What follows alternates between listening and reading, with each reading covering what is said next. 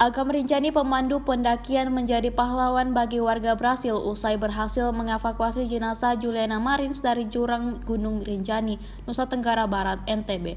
Karena pertolongan itulah Agam mendapatkan donasi dari warga Brasil. Agam adalah satu dari tim gabungan SAR yang turun untuk melakukan evakuasi Juliana Marins dari jurang sedalam 600 meter di kawasan Gunung Rinjani.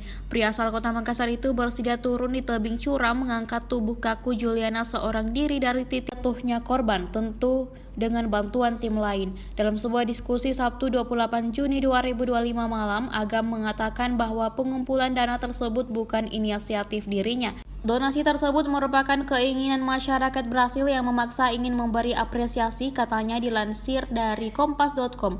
Dia kemudian mengatakan bahwa jika donasi tersebut benar-benar diterima, maka dana itu akan digunakan untuk dua hal utama. Pertama yaitu untuk meningkatkan perlengkapan keselamatan pendakian, dan kedua untuk penanaman pohon di kawasan Gunung Rinjani. Agam juga menambahkan tim lain akan dilibatkan dalam pengadaan alat dan penguatan sistem evakuasi. Lalu jika masih ada sisa dana dari donasi, maka uang itu akan disalurkan untuk kegiatan pelestarian lingkungan.